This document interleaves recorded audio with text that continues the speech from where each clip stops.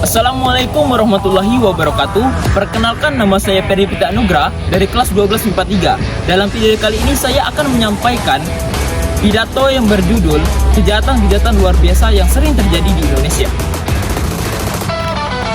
Puji syukur kita panjatkan kehadirat Allah Subhanahu wa Ta'ala yang mana telah memberikan kita semua nikmat kesehatan dan kesempatan sehingga kalian bisa menyaksikan pidato yang akan saya sampaikan dalam video kali ini.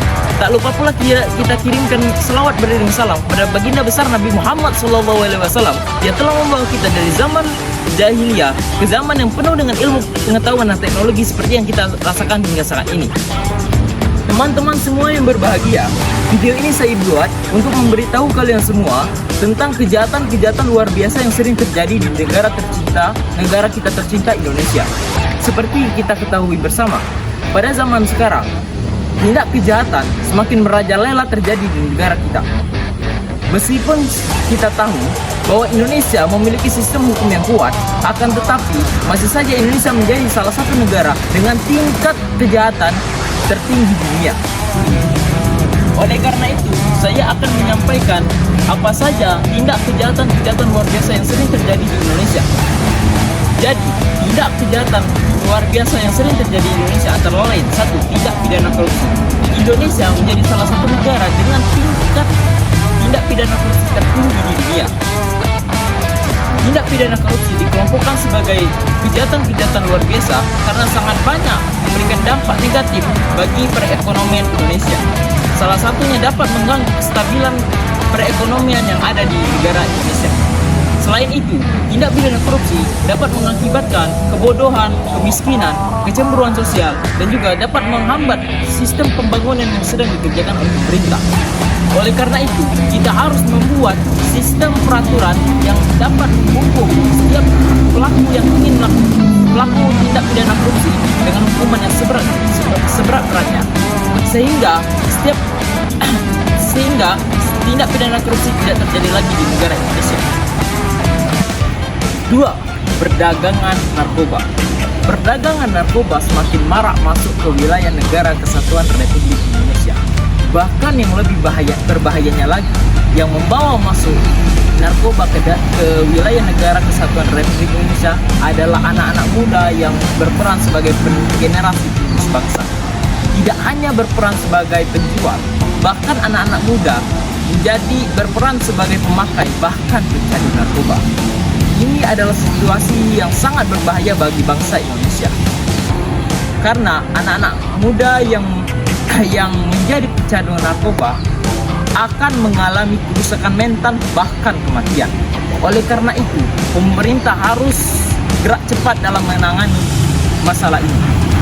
Semakin banyaknya anak-anak muda terjerumus ke dalam narkoba, maka Indonesia akan kehilangan generasi emas yang akan menjadi penerus bangsa Indonesia.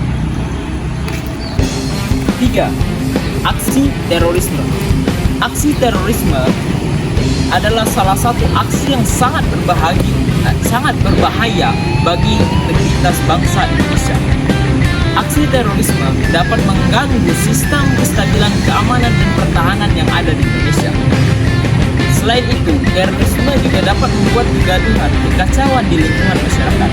Oleh karena itu, kita harus mencegah aksi terorisme dengan cara tidak mengikuti organisasi-organisasi terlarang yang dilarang oleh pemerintah, dan juga mengajak sanak saudara kita untuk tidak mengikuti organisasi-organisasi yang dilarang oleh pemerintah.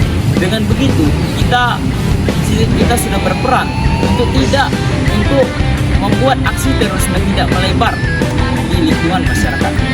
4. Tindak kejahatan jalanan. Tindak kejahatan jalanan sering terjadi pada akhir-akhir ini karena minimnya pekerjaan yang ada di negara Indonesia. Oleh karena itu, orang akan melakukan segala cara untuk mendapatkan penghasilan. Mereka akan melakukan tindak kejahatan jalanan seperti pembegalan, pemalakan, pencurian, dan juga lain sebagainya. Hal ini dapat membuat keresahan bagi masyarakat yang akan berkendara di jalanan. Oleh karena itu, kita harus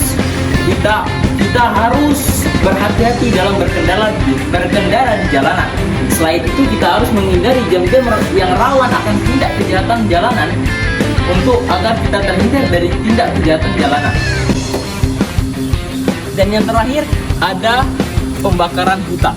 Pembakaran hutan akan dapat mengakibatkan polusi udara yang sangat amat dahsyat yang dapat mengganggu sistem sirkulasi udara yang ada di Indonesia. Selain itu, pembakaran hutan juga dapat mengganggu ekosistem yang ada di hutan, seperti hewan-hewan yang tidak ada lagi tempat tinggalnya di hutan. Selain itu juga dapat mengakibatkan banjir karena sudah tidak ada lagi batang-batang di hutan. Dapat mengakibatkan tanah longsor dan juga lain sebagainya.